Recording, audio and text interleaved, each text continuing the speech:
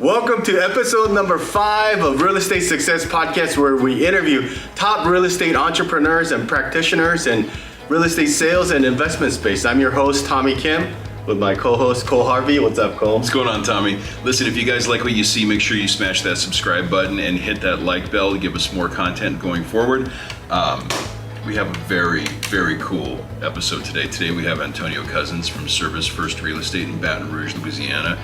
Antonio is going to give you guys a ton of knowledge today. He's going to share with you his inspirational story of going from a full-time government employee to retiring out of that and being a full-time real estate professional, not only as a top producing agent, but also as the broker owner of Service First Real Estate.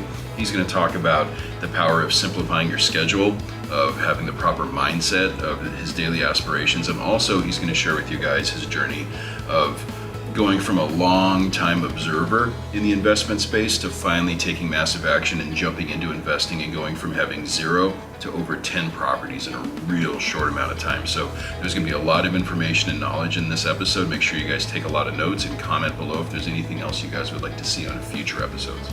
Yes, we also have a live event coming up in Irvine, California, September 21st and 22nd. Would love to see you. Cole, you want to share a little bit about that? Yeah, you guys, this is really exciting. So the Institute for Luxury Home Marketing is going to be hosting their only live in-person Southern California class for the year in Irvine, September 21st and 22nd. The Institute for Luxury Home Marketing offers a designation and training for real estate professionals who want to level up into the higher echelon of property pricing and property class, where you learn the skills to market and brand yourself to the higher tier, learn how to work with higher net worth individuals, and how all the ins and outs that go into actually marketing more unique luxury real estate. It's a fantastic designation that works regardless of your price point and will give you tons of knowledge and skills to level up your business. I would highly recommend it. So check the link below for registration information for that, and make sure you save that date of September 21st and 22nd in Orange County, California. Yeah, and if you like any of the content that we're providing, make sure to give us a thumbs up, click on the like button, and subscribe, all right? Level up every day. Take care, you guys. Thank you. Welcome to the episode of Real Estate Success Podcast. Today we have amazing guests, as always. My co-host, Cole Harvey. What's up, Cole? What's going on, Tommy? How you doing? Yeah, why don't you introduce our special guest? I'm excited to deep dive here. Yeah, I am too. So you guys, really honored today, actually, that we have Antonio Cousin on today on the show. Antonio has a really cool journey in real estate, and I have a soft spot for anyone who got licensed around the same time I did. I was late 2009. He started in 2010, and he's had really, really tremendous growth. He works primarily in the New Orleans, Baton Rouge market in Louisiana, which, you know, I'm sure you guys will pick up from his accent once we get into it. But he's got a really cool and really inspirational story too, that I think is going to be awesome for everyone. So I'm really excited to get into it. Yeah. Hey, welcome, Antonio. How's it going? Thank you. Really good. I'm excited to be here. I've been looking forward to this for a while now, for 2 weeks now. So just ready. Hopefully, you know, some of the questions you asked today will allow me to add some value to the listeners. Yeah, I'm sure we will. I'm sure they will.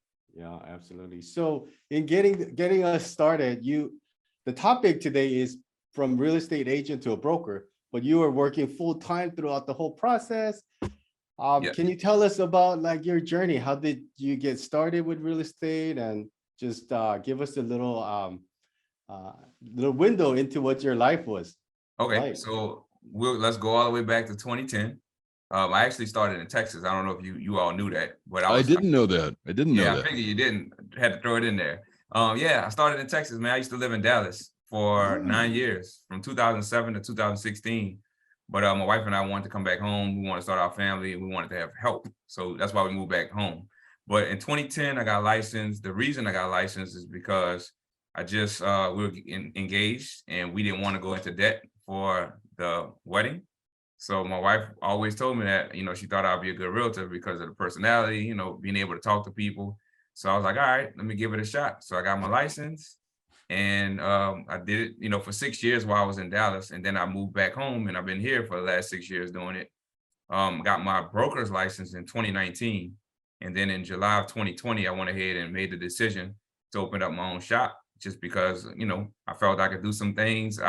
Obviously, it's for the money. That was the main reason. 100% commission. Who wouldn't want that? but I also felt like I had a lot to give to other agents and I wanted to do that. So that's why I opened up the brokerage. And as of today, it started out with just me, but as of today, it's 14 of us and we just made 2 years last month. That's fantastic. And so just out of curiosity, before you decided to launch your own brand and take over as a broker owner yourself, were you working as a solo agent, or did you have a team you worked with? Did you have any kind of experience with multiple agents prior to that? No, I've always been my own agent, single agent, never had a team. I was telling Tommy earlier, I actually just hired a transaction coordinator in June of this year. So it's always been just me. Wow. So you're definitely like a solo kind of guy for sure up until now. Yep, absolutely. And I had a job, I think we talked about it a little bit, but I've always worked from 2007, the reason I moved to Dallas after college, I went to LSU. I moved to Dallas for a job as a bank examiner for the government.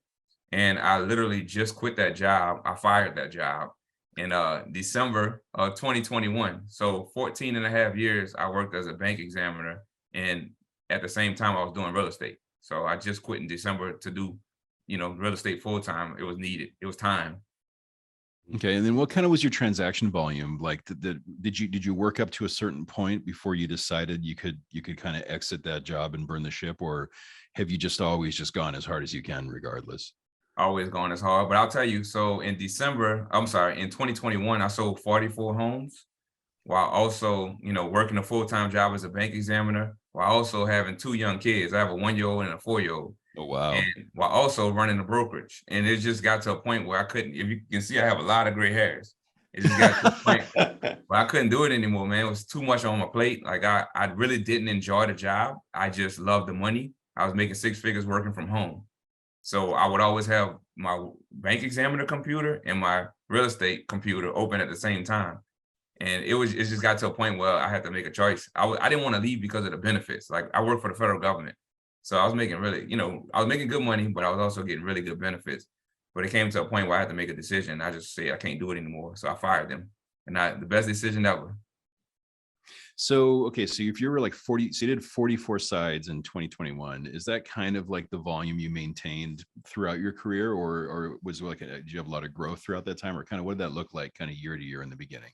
So from 2010 to 2019, actually November of 2019, I was just winging it, honestly. I just looked at real estate. I didn't treat it as a career. It was a hobby. So I didn't have a CRM and I didn't have a coach. That was the 2 most important pieces of my business in November of 2019 that changed everything. Up until that point, I hadn't made any more than 44,000. Wow. So November of 2019, I hired Jim, as you all know Jim. Sure. I hired Jim as my coach and I signed up for a CRM. So in 2019, that's what I did. In 2020, I 5X my income, made over 200,000 just selling real estate while also having a full-time job. Wow. So those are the 2 main things. But up until that point, I haven't gone back since, and I'm not going back. That's my level of production. I'm just trying to increase it every year. Yeah.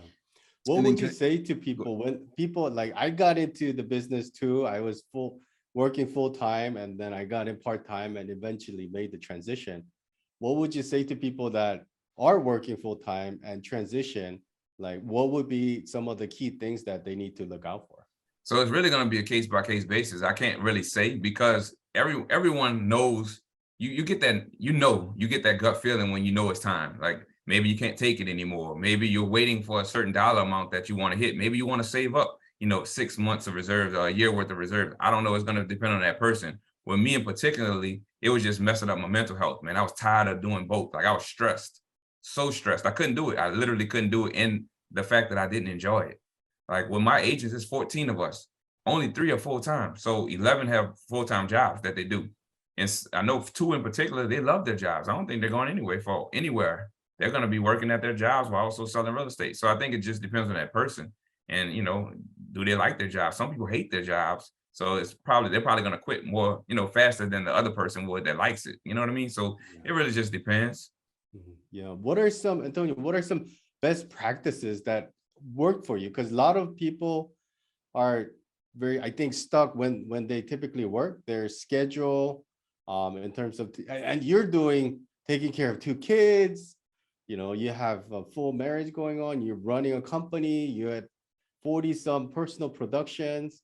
and, you know, full-time job. How do you balance everything like that? So I'm real disciplined. I have a killer morning routine, and I won't let anybody interrupt me from a morning routine. And I can kind of walk through that real quick. Yeah, I'd love to hear Every day, that. I wake up at 5 o'clock every day, even on the weekends, doesn't matter. So I wake up at 5. I drink a full size glass of water. I don't know if you can see this, but I drink water immediately upon waking up. And I do my gratitudes, you know, thanking the Lord for the day, just being thankful, because I feel like if you put yourself in a good mood, you're gonna have a good day. Like, you have to start off your morning correctly. So I do my gratitudes, I do my affirmations, then I get a cup of coffee.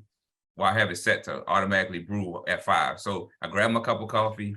I come into the office, my home office, and at 5:15, me and my team, we get on a call every Monday through Friday at 5:15 in the morning.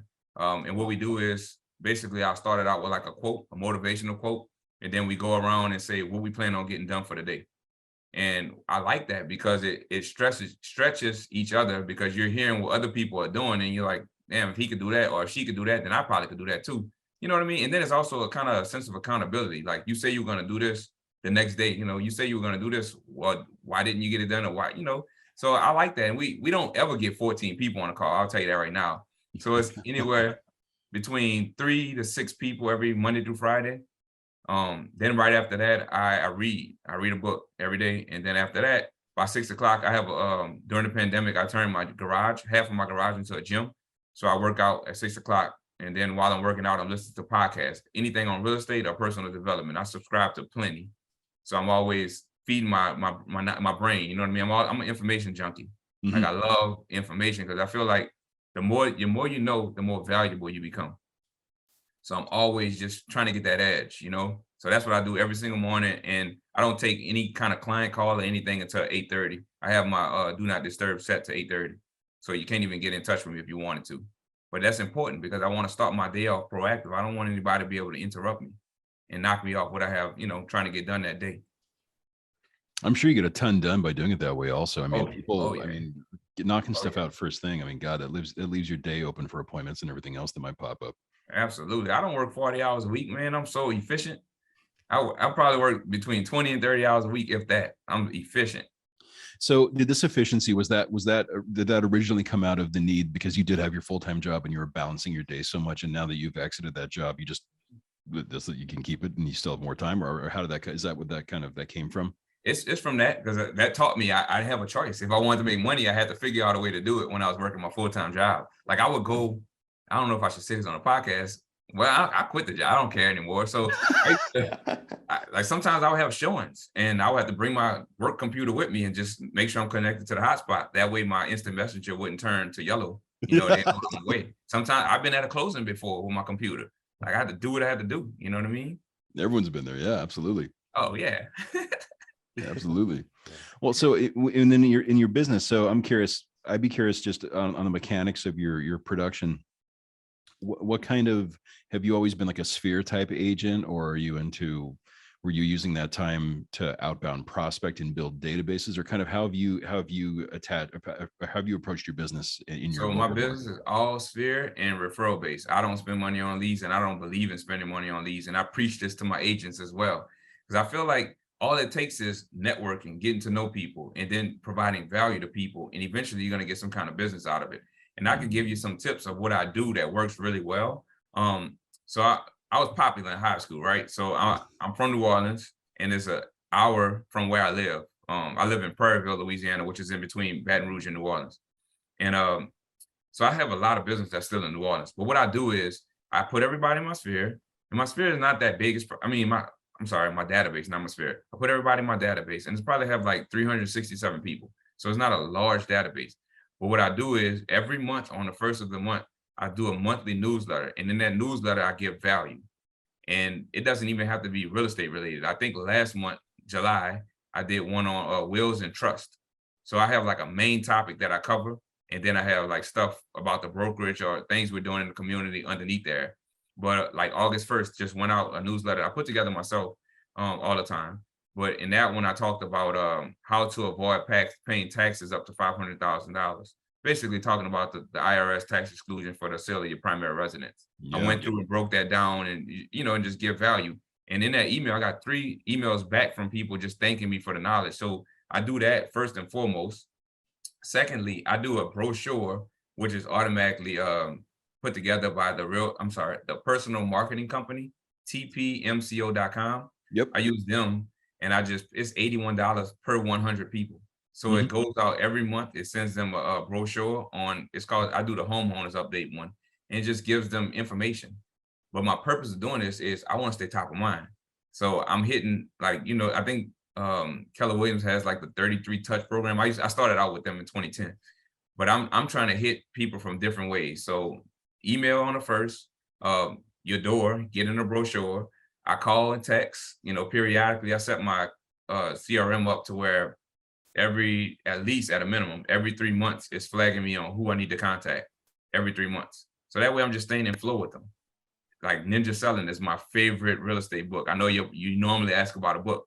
Ninja Selling is that book. Like I read that every single year, man. I feel like if you implement those principles in that book, and you don't even have to do it 100%, you could just do some of it. You're gonna get business from it, and it works it works so good.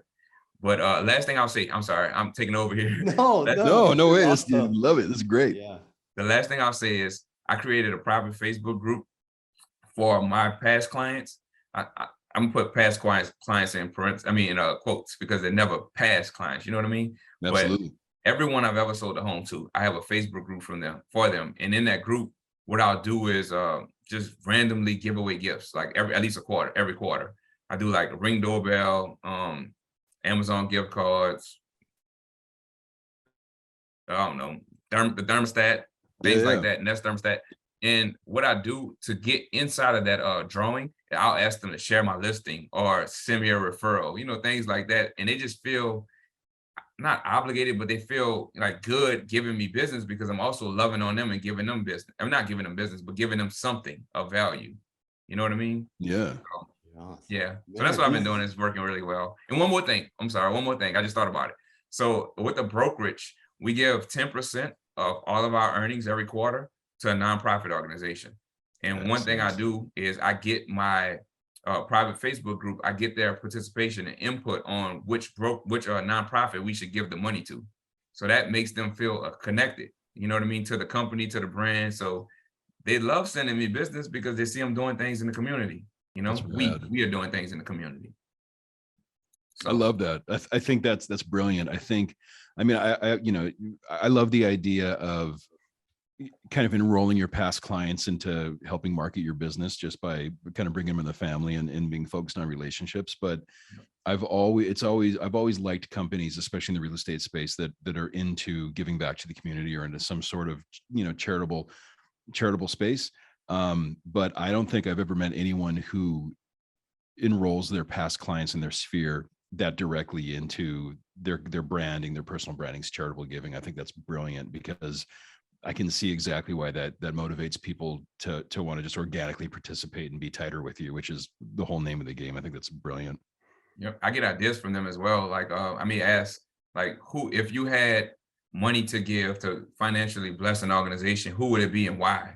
So that way, because some people, they may be on the board of this organization, or they may have a family member that's impacted by this organization. So they just feel they're more willing to give and to help out when you connect with them on that level.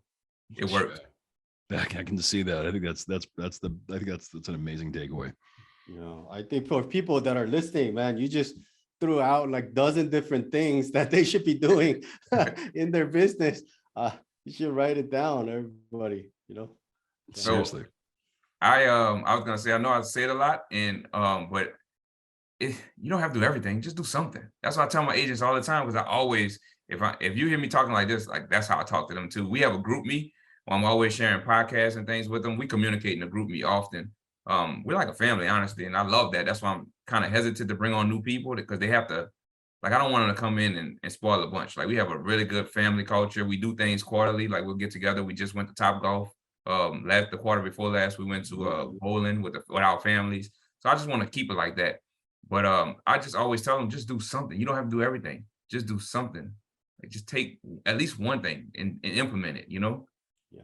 Education is on me. Implementation or execution is on you. That's how I look at it. 100%. 100%. Or did you always have that great morning routine? Because seems like you knock it out of the park. Or did you have to build up to that morning routine? I've been doing some version of it since like 2018. But you know, you always tailor. But the last 2 years, I've been consistent with this one because I see the results from it, and it works like really well. And what was the inspiration for that? I mean, was that because you're into personal development? And did you pick it up through that, or where did that come from originally?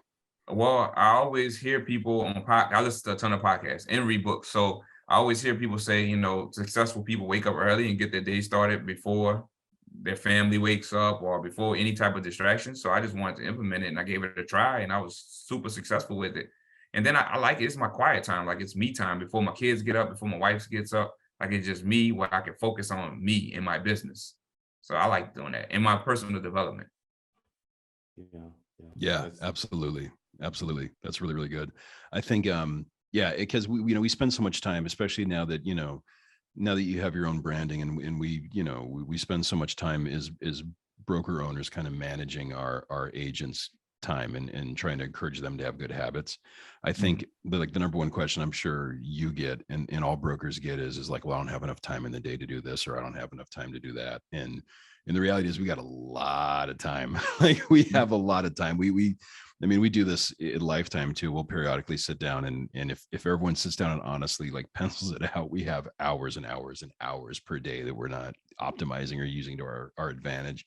Yep. And I love getting up early. I'm so excited to hear that you're into that too. Like the morning routine, it's a common thing that comes up so much in personal development because it does work. I mean, it's the proof's in the pudding, right? We know that if you just try it, it makes all the difference. And in most goals that I think people have, whether they're professional goals or even personal goals like fitness or health, all of that can be answered by just getting up a little bit earlier, and that's great. And I love that the culture is important to you also with service first. Also, that's a really key component to building any kind of company, I think. Yeah, with the morning routine, I think it's just more so about being proactive instead of reactive, and reacting to like one thing I will never do because I know it does not work is waking up and immediately looking at your phone. You seeing missed calls or text messages from the night before, then you're being reactive. You're immediately reacting to whatever you see or jumping on social media. Like you're being reactive. I strongly believe in being proactive and setting my day and what I'm going to get accomplished before letting anybody jump in and mess me up or derail me. That's how I do it. And it works. Yeah, Antonio, on your business, what I'm curious about is, I get this from a lot of agents. Like, the people, your business is built on SOI and I see you're providing so much value through private Facebook group, the brochures, just giving them the email. You're leading with the contribution. I get a lot of agents like, people that I know are not going to buy or sell from me, or it's uncomfortable getting a hold of them. What's like kind of your coaching tip for people like that? Check your mindset. That sounds like you don't believe yourself. You don't believe in yourself if you're talking like that. So it will never work. If you're talking like that, it will never work because that's what you believe. Yeah. So like that Ninja Selling book I'm telling you about right now, the first section talks about mindset. That's powerful. Like what you believe is what happens every single time. So it's literally that simple. Yeah, for sure. That's good. So someone starting out, like someone going through maybe a journey that you have gone through, what can you give us like 2 pieces of advice that you would give someone starting out or your younger self version of yourself? So I know for sure, had I started using the CRM right at the beginning, instead of just winging it, I did it for 9.5 years with no CRM. So I used to use sticky notes. Then I'll lose the sticky note and, and then that's it, so I just feel like had I been using the CRM from the beginning, I've been way more successful, way faster as well. And then don't be afraid to invest in your education, whether that's coaching, whether that's seminars, conferences, things like that. Like you have to invest. Don't look at it as a cost. Look at it as an investment and what you're going to get in return for spending that money. I'm frugal. I'm so frugal. So like that was a mindset shift for me as well. Because I used to be like $500 a month for coaching. I would never spend that, or $1,000 a month, whatever. But it's an investment. Like what are you going to get in value in return for that investment? So it's just switching that mindset. And since you mentioned it, it's come up. I think a CRM is essential. I mean, you can't scale a business without it. So, which CRM are you using currently? Have you been through a few? And tell us a little bit about that. I'm using Real Office 360. I've been using that since I started. I tried Lions Desk, but I didn't really like some of the functionality of it. I'm real basic. I don't need like all the bells and whistles. I just need a place where I document my people. I can set them for follow-up, like 3-month follow-up, 2 months, whatever. And I can track my, like which stage of the process I'm in. Like, am I active searching for things, with pending and, closing status? Like, that's all I really need. I don't need the bells and whistles. So that one is $20 a month. So it's super affordable. It doesn't allow you to send, if you send an email through there, it'll have their domain. So I don't send emails through there. What I do is I have mine linked to MailChimp. So that's how I'm doing my newsletter campaigns. I'm doing it through MailChimp. So it doesn't do text and all that stuff. So if you want that kind of thing, then I wouldn't advise you check this one out. But you don't need all that. But so much of it too is also just in the tool is one thing, but you obviously have such great habits in that you look at it every day. You do what it says every day.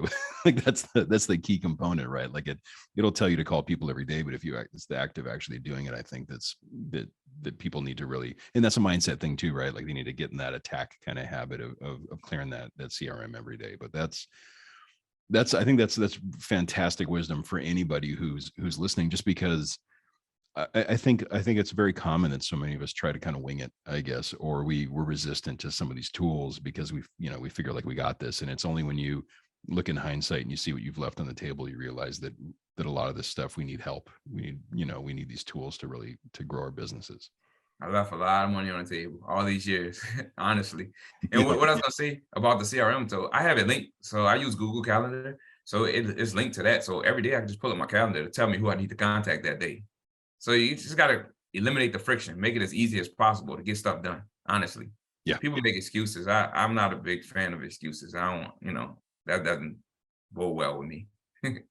Yeah, that's good. You had, Antonio, you also mentioned that you're avid tracker and systems and processes. Can you share a little bit about what you track in your business and kind of the mechanics of how you like go throughout? So I use Sisu for all my tracking.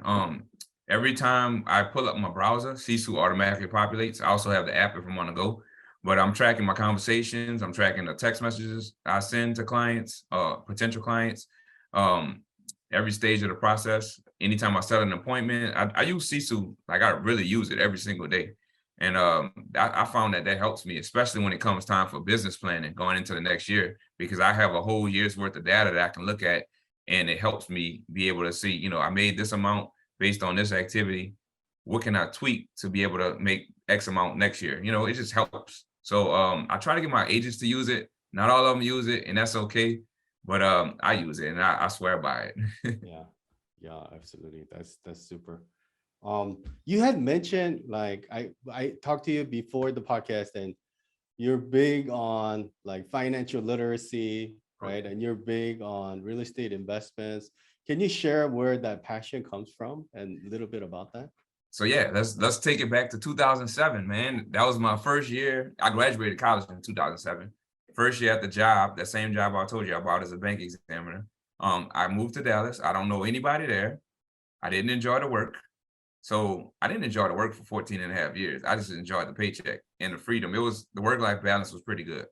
But in 2007, one of my friends told me about Rich Dad Poor Dad. I read that book and it just shifted for me, right? So ever since I read that book, I didn't want to be working for someone anymore, right? And I wanted to own investment property. I know that's where you not get over, but that offers the best tax advantages, right? Investment property. So from 2007 all the way into 2018, that's 11 years, I never took action because I was scared. I always felt like, oh, well, I don't know enough, or I don't have money for this, or I came up with all kinds of excuses and limiting beliefs until I bought my first property in 2018. And I'm like, oh, that was easy.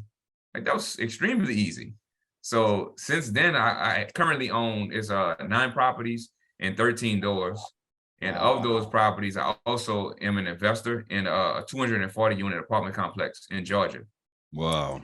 that's why I'm focused right now. I'm 100% committed to apartment complexes because that's life-changing money in my opinion. So I'm diving all in on apartment complexes. I've read over the last 2 weeks 2 books on apartment complexes. I have a mentor who does this, like he closes 4 to 7 properties a year. So he's kind of teaching me the way, and like I'm 100% committed to apartment complexes because of the passive income you can receive from that. So I'll still be selling, but I'm focusing on apartment complexes to build my portfolio. That's my goal. And just to clarify, you've added these 13 doors to your portfolio since 2018. So just the Yeah, last 4 couple of years. years. Wow. Mhm. Fantastic. So just think about it. So from 2007 to 2018, I did nothing because I was scared. If I had purchased, if we go back 2010, 2011, when properties were at the low, like Oh my I'd be gosh. well off right now, well off. Had I got over that limiting belief, but I was scared. So I owe it to myself, but I'll never let that happen again. My kids, I'm teaching them right now. Like my 4-year-old, he can tell you what an asset is. Like I'm teaching him now. I want him to know this stuff early. Yeah. Exposure. Yeah, that's awesome. Wow. Oh, that's cool. Like, That's pretty, I mean, that's, you know, in a lot of ways, your investment career and your growth as an investor, I mean, going from your first purchase in 2018 to now doing syndication deals, like just in a matter of a couple of years, that kind of coincides with the pace of the growth in your brokerage business too. I mean, you've really, it seems like just all around, you've just had like a really crazy 4 or 5 years of just like exponential growth all around. And that's fantastic. I think a lot of people, like you said, people tend to get into a loop of education where they love to learn, but they don't take action, right? And we talk about that so much, the difference between education and taking action with it. And Yep. I think that's, you have a really good story because you can share with people that I sat on the sidelines for so long, like most of us do, but look what happens if you just try, and look how quickly it can happen if you just try. Yep. You just have to jump in and course correct. You will Yeah. never know everything, ever. You will never know everything. You just have to figure it out. You know, there's people out there doing this. Just get a mentor. You know, don't be afraid to invest in a person, pay them to teach you. Like I think that hurts a lot of people too. They're scared to spend the money. But if you want to do it at a high level, you gotta spend the money. Mhm. Free. wow, yeah, 100%. Go to the thanks. library. That's free.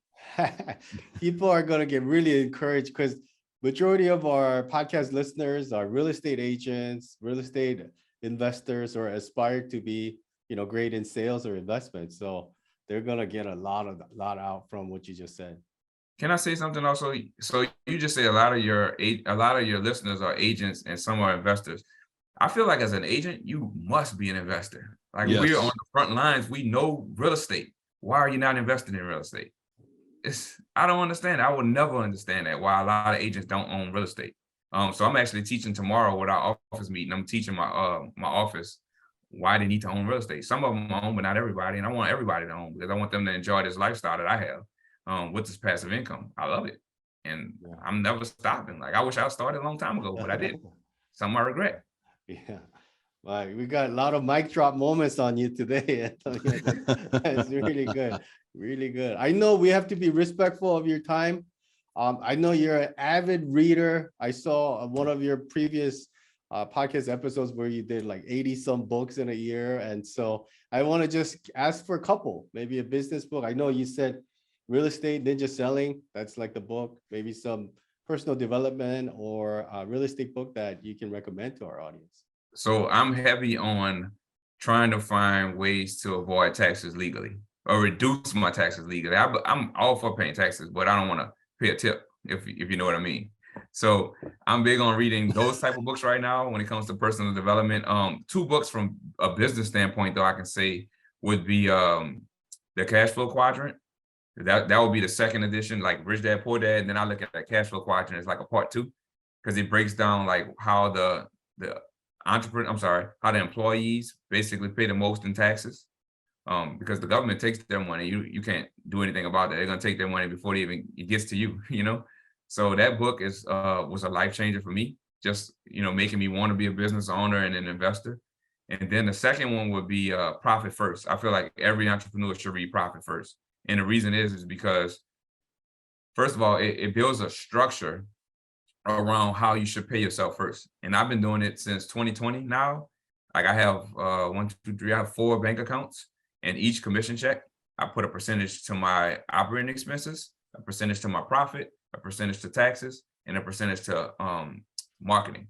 So that's how I break it down every single commission check, because otherwise, if you have everything on in one account and you have to buy something, you're just gonna look at that big account and say, oh, I got the money for it. But when you break it down and you only put, I do 40% of operating expenses. So every check, 40% goes to operating expenses. Now, if an expense comes up that I may or may not want to buy, I can look at this operating expense account and say, do I have the funds for it or not? As opposed to if I see this big balance, yeah, I got the funds. But at the end of the year, when it's time to pay taxes, do you really have the funds? Like, so I set that money aside for taxes and my profit every quarter. I look at the profit account and then I take half of it and put it in my personal checking account. So that's like in June, I took half of my profit account and I bought a property with it. Wow. A down payment on the property. Yeah. Yeah. So, it definitely sounds like you have it figured out, man. That's really good. this is every day, man. I'm getting better every day. I don't have it figured out. I'm working on it every day. Awesome. Yeah. Well, you had mentioned about 10% goes to like charity of the choice. Is there any particular charity you're passionate about in your community? So I try to do local stuff, people that's boots on the ground, because like I'm not knocking any big organizations, but sometimes when you give to those big organizations, the money doesn't get down to the people. So I have like one, for instance, I gave money to recently was It Takes a Village. And basically what they do is local in Baton Rouge. And every single Sunday for the last 5 or 6 years, rain, sleet, or snow. Well, we don't get much snow here, but rain, it doesn't matter the weather. They're going to be out there every single Sunday feeding the homeless. Every single Sunday, no matter what, no excuses. So I gave them a financial blessing to provide food. I'm a member of the 100 Black Men of Baton Rouge, and we give scholarships to high school students. So I provided money for that. Project Butterfly is an organization in New Orleans that help basically boost confidence in young girls. Like they have self-esteem issues, things like that. It's a bunch of different ones. We've given to 12 so far in our 2 years of business. So I enjoy that, man. The YWCA, I've given money to them multiple times. Earlier this year, I helped them do the company. We helped them do like sponsor. It was a Easter egg hunt. So we paid for, it was like 100 and something baskets and the eggs and things like that. So I don't know, I like doing stuff like that, man. I enjoy that because I know it's coming back to me in a blessing some kind of way.